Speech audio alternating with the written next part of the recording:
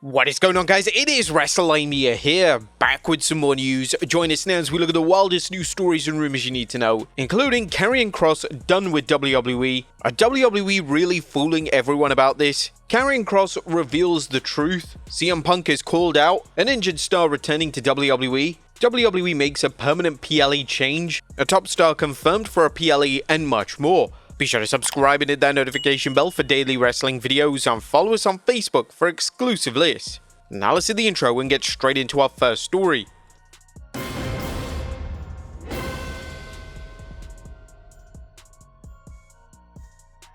Now our first story looks at Karrion Kross done with WWE. Now our top story today takes a look at the latest when it comes to Karrion Kross, and it looks like Kross as well as Scarlett are done with WWE. It was well documented that Kross's WWE contract was set to expire yesterday, and Kross took to X to confirm his WWE exit and revealed that he's now accepting bookings on the indie circuit. This announcement led to significant attention online as Kross was now trending #1 in the US for an extended period. Kross kept his goodbye message via X short and sweet, and it was likely due to the public release of his documentary. This wasn't the case with his wife Scarlett, as she took to X to release an official statement on her WWE departure. "My time in WWE has been an incredible ride, and I can truly say it's been the best locker room I've ever been a part of. These people aren't just co-workers, they're family. I love you all, and I'll deeply miss seeing you every week. To the fans, you've never just been a crowd. You've been our partners in every fight, and the reason we give everything for this. From the bottom of my heart, thank you. The next chapter starts now, and I'm ready to bring something unforgettable to any stage anywhere in the world. If you want the smoke show on your show, let's make it happen." Our fans have been quick to share their support to both talents, and as things stand, both are now free agents to explore new opportunities. But are we getting worked by WWE? Naturally, the Karrion Kross situation has led to a lot of fans believing that the entire ordeal is one big work. This belief isn't exactly misplaced, as WWE have turned virtually everything into a work recently, and the debut of WWE Unreal hasn't exactly slowed this down. But in relation to whether Kross leaving WWE is a work, well, Fightful Select have provided an update, and according to the reputable source, the departure currently is totally real. Sources in WWE, both on the talent end and the creative end, claim that they've been told that as of now, the departure is real. To make it clear, there's always been the possibility that Kross and Scarlett's situation is a work, and we've long said that it wouldn't benefit them to tell people that they've signed. As a result, many of the promoters we've spoken to aren't sure if they should be reaching out to Kross and Scarlett. If it is a work, Scarlett, Kross, WWE higher-ups are in on it together, and the creative and talent are being worked. It's always possible that WWE will turn what is a real-life situation into a work, especially if Kross returns to the company in some capacity. It was also mentioned on the Wrestling Observer Radio, the belief in WWE is that Karrion Kross is going to be back, but we'll see. They're not telling anyone anything, but everyone is pretty skeptical. It's like, are they working the boys on this if he comes back? You can say yes, but it's not like they're being fooled. It's not like guys are coming and going, oh no, he's really gone. No one is saying that. They're just sort of like, we don't know and whatever. If Kross ever does return to WWE and re-signs with the promotion, then turning the contractual situation into an angle makes all the sense in the world. Kross's frustrations are grounded in reality, and it would be bizarre if WWE ignored this. But Karrion Kross has now revealed the truth.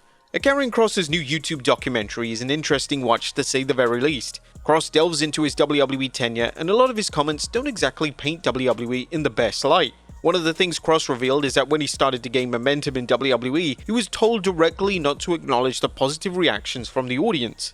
I remember in the beginning, some people were saying, hey, I wouldn't take it seriously, it's not going to last, or let's see if it's for real when you go out there tonight, or if it's still there when we're in a different city or state. When it was still there and it got louder and louder every week, that went away, and we're not really ready to fully embrace that. I was being told by certain people, don't acknowledge it, which felt really wrong, because having a connection with the audience, especially one like this doesn't just come around for everybody. Kross would then add that this led him to feeling frustrated in the WWE. I don't feel like we're all collectively going in that direction that the audience would like us to go in. That part doesn't feel good. Things feel effed. It's impossible to ignore it. I don't want people to feel like they're being ignored, and a lot of them do, which is why it's getting louder. I knew this was going to happen. If we didn't lean into what the audience was asking for and what they wanted to see, they're going to get louder. Pretending it's not there or convincing ourselves that it's going to go away, it's not. Before his program with Sami Zayn, Kross was mainly being used on WWE Main Event, and it was unbelievable to witness the crowd going crazy for him on a show that virtually nobody was watching. Karrion Kross also addressed Triple H. And one would assume that Karrion Kross has a personal issue with Triple H. Triple H is the one that runs WWE Creative, and Triple H evidently doesn't see Kross as an upper echelon main event level star. But with that being said, during his documentary, Kross did confirm that he wasn't referencing Triple H in his initial shoot promo with the guy in the suit and tie comment, and that it was a metaphor. Kross did, however, take aim at Triple H for his actions at SummerSlam. Following SummerSlam, the crowd were chanting "We want Kross" directly at the game, and Triple H would act as if the crowd were chanting for Brock Lesnar instead. According to Kross, ignoring the crowd is bad business, and it ultimately turns fans away. You can't ignore the crowd in this business. You can try, it's not going to be good in the end. You don't want to make your audience feel like they're not part of this. You can't tell them that they're a part of this and that they're the universe, and they're so heavily involved in every aspect of it, and then like on the whim tell them that certain subsections don't matter. We can't do that. That pisses people off and turns people away. Kross is certainly right in the sense that ignoring the audience never works out for wrestling companies. It'll be interesting to see if WWE or Triple H have any rebuttals to Kross's comments, or are they just going to decide to ignore the noise. Next up, CM Punk called out. A Maven is a name that doesn't shy away from his real opinions, and on his latest YouTube video, the former WWE star discussed the new WWE Unreal series. Maven drew specific attention to CM Punk, and according to Maven, Punk is the same guy he's always been, but he did note that Punk didn't actually need to change his behavior. The new, brand new and improved lighter side of Punk that Hunter claimed he heard over the phone or met in person or saw and said, "Hey, let's give him another shot." That's all bullshit. The moment he's saying that Seth is a version of him and that's why he's got this WWE universe, it's because he's stealing from me. That tells me he's the same dude. But I didn't think that dude needed to change anyway.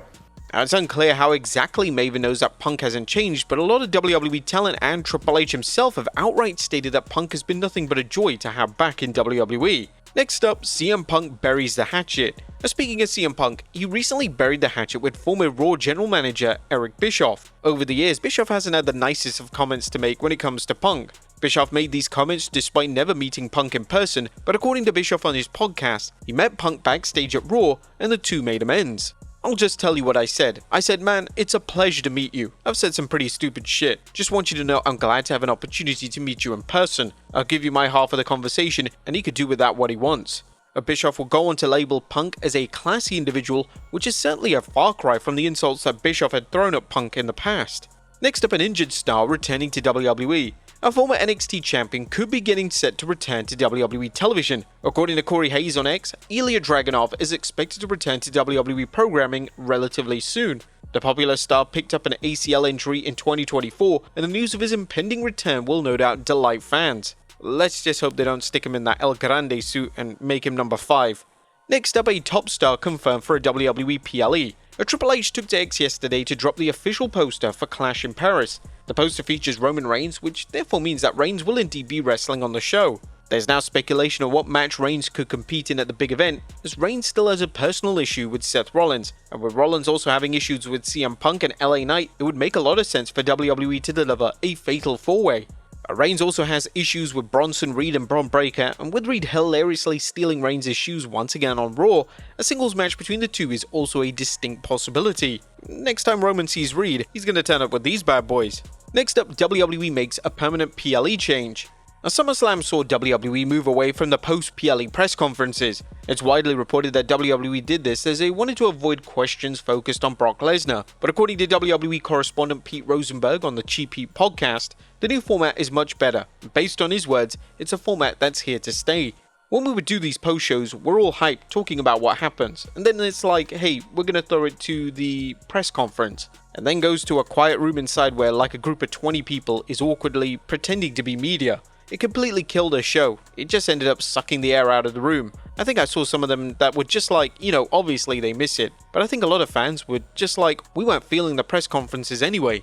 The press conferences were an interesting idea, but it was often an odd mix of kayfabe and reality that never truly landed for fans. And finally, the Bloodline story will never end. Our final story today takes a look at the status of WWE's Bloodline story arc, as it looks like WWE have zero plans to end the storyline anytime soon. Reigning US champion Solo Sikoa spoke to WrestleZone, and Sikoa stated that the story is still in the 3rd inning.